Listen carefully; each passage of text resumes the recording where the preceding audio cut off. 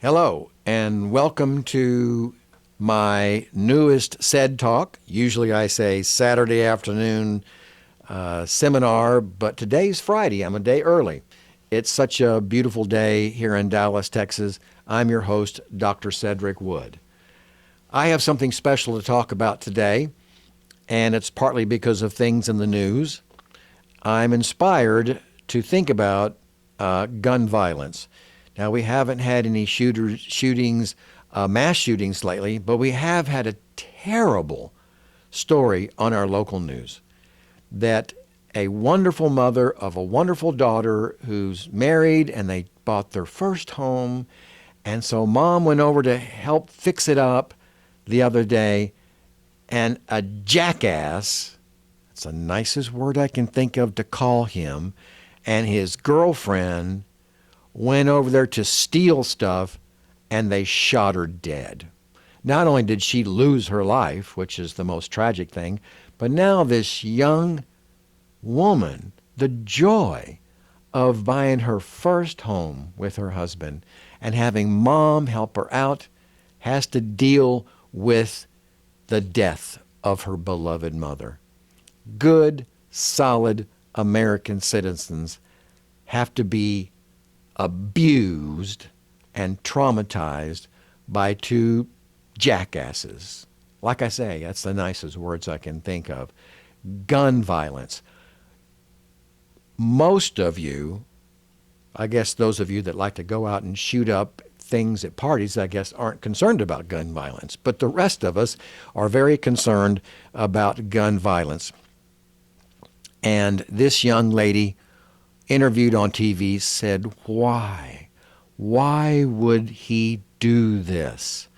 And in fact, I've been making recordings off of TV where the news reporter has said, why? Why did this young man go into the school and shoot and kill 13 of his fellow students?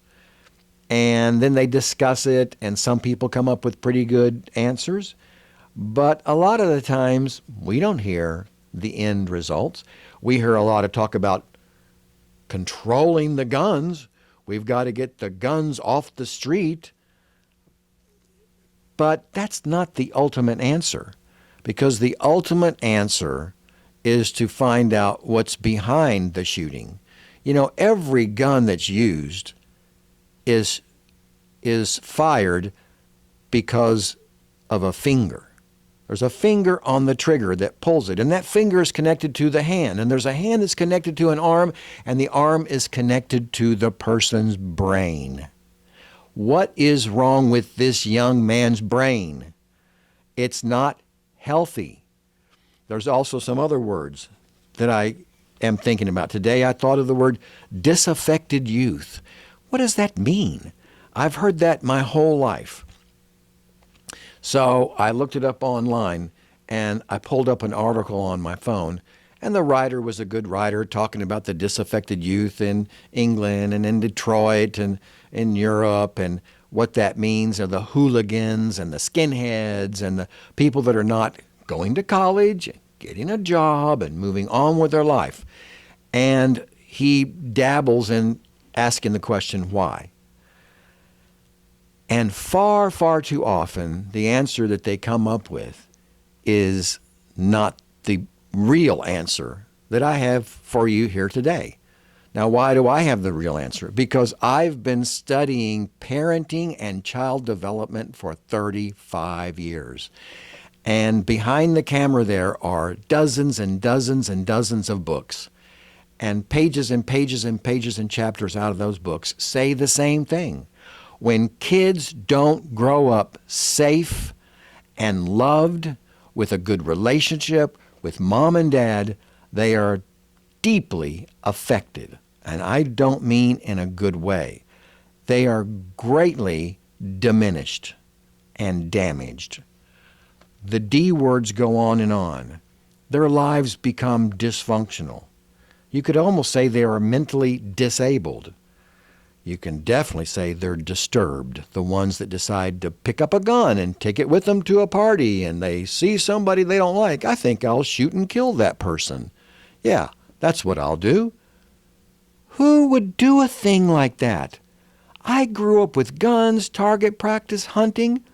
I never think about packing my pistol and taking it to a party I'm going to or a concert I'm going to. Are you kidding? And no one ever talks that way when they report the news. If you know of somebody who's willing and able to say, "Are you kidding?" That's the wrong thing to do. You're not a good person. And I wish we could say the list of things that they are, so that the people that are thinking about going and taking their gun this weekend will say, I don't want to be considered that. So I think I'll leave my gun at home. They called some of these shooters over the past 20 years injustice collectors. Oh, they were just carried around all the things with them that people have done and said to them that made them feel bad. Well, yes, they did, but the way the psychologist said that was almost as if they're flawed, that they would hang on to these injustices. They may be flawed, but it's what anybody, you or me, would do if we were subjected to poor parenting year after year after year in our families of origin. And if you want to talk about guns and how bad they are and how we need to get rid of them, not all murderers use a gun. Here's an article that was in last Friday's paper a week ago. Let me read you the headline. Man, 21, indicted in 2 stabbing deaths. Stabbing. He didn't shoot anybody. Does that mean he was really kind of okay? No, he was deeply psychopathological. Who did he kill? Somebody at a store? His mother and his sister he stabbed to death. Can it get more horrible? And yet there hasn't been one word in the news explaining why. His stepdad came home and found him there with a knife in his hand. The 21-year-old took off, and the police found him at the airport trying to book a flight to be with his dad in San Francisco. Well, that's one little clue. His biological father, who he loved and wanted to spend time with, was 5 states away. Oh, I forgot. My son needs me. He needs to have lots of time with me. And toward the end of the article, it says, police have not provided a motive for the killings. We don't know why he would do that. Are you kidding me? How many videos do I have to make? We know the motivation. You get poor parenting, heartbreak, hurt, mental, emotional havoc happening over 21 years, and it builds into your psychological system a deep-seated anger that's based on a deep-seated pain. And they're not getting that pain out with their family therapists. I totally support that. He and his mother and sister should have gone in to see a family therapist, but we're not getting the word out. Dr. Phil's doing a pretty good job of encouraging that. But we should have something on TV every day that talks about what therapy is, how it works, and then encouraging individual couples and family therapy. So we must stand up and make a difference. How are we doing with that right now? How well are we getting the word out to parents? This is how you parent. I think most professionals will agree that the best grade we could give us as professionals for succeeding at getting the word of good parenting out is no better than a D. Not an A, not a B, not a C, a D. We're doing a terrible job of getting the word out. What does that mean? It means millions and millions of parents are out there with 2-year-olds, 5-year-olds, 12-year-olds, and they are clueless about how to raise this child so that they are happy, healthy, safe, and satisfied with their lives. I get those children in my groups at the hospital when they're 20 and 30 and 50 and even 65. I hear their stories of what happened to them when they were children. Over and over and over again, I hear what happened to them. And sometimes they already know, but sometimes they learn during my groups that this is the reason you're depressed today. This is the reason you use drugs and alcohol for the last several decades, and your life is in shambles now. It all began with what happened to you as a child. Your parents either perpetrated it or they failed to protect you from the perpetrator. It's a big, important job to be a parent. John Bradshaw says it's the most important and the toughest job you'll ever do. So how do we improve this score from a D up to a C and further? How do we do that? We've got to reach the legislators, the senators and representatives who have the power to introduce a bill and get it passed. I'd like to give every legislator a grade.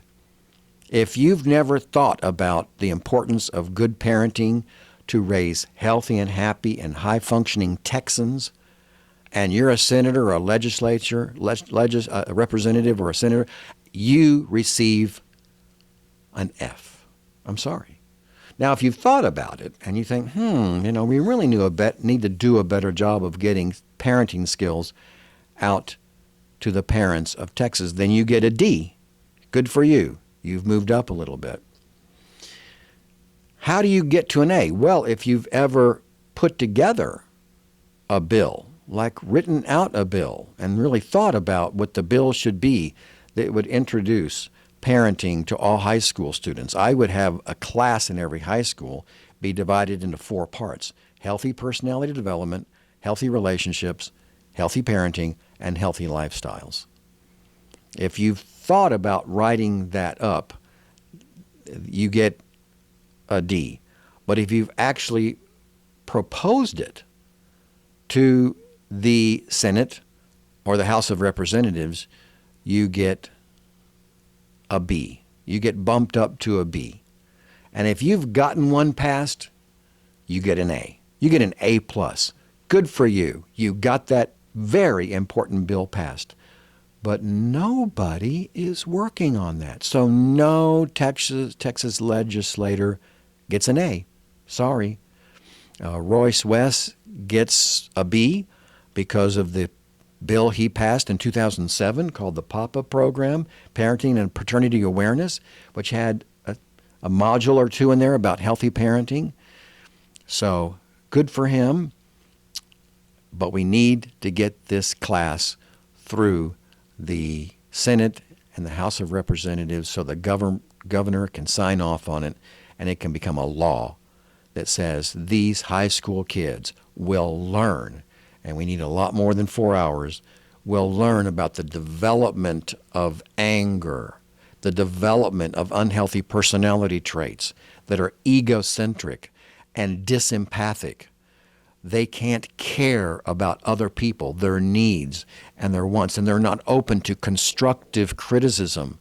You criticize them and they immediately become defensive and throw the blame back on you.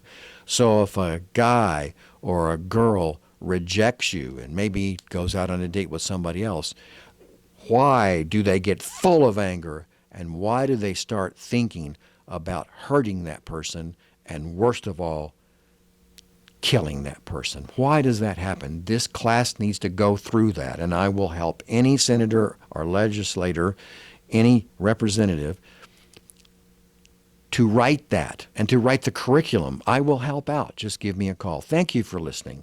This is a serious, serious subject.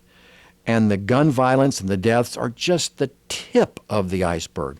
There's a huge mountain of young people who are full of pain and suffering and hurt and anger, who are struggling every day of their lives. Why? Because they didn't get the parenting they needed when they were younger. So I hope you'll support this initiative and this endeavor to get parenting information to the people of Texas. Go online and check out ARK, A-R-K, Adults Relating to Kids. I'm on the board of advisors, and we are trying so hard to get this information out to parents. They have wonderful videos on there. Glenn Wilkerson is the creator, founder, and the head of that. God bless him for getting that information out there. Check it out, look at it, and become the best parent you can be. It's worth the effort. Your child needs it and will thank you in the coming years. Thank you for tuning in. Have a good day. I'm Dr. Cedric Wood.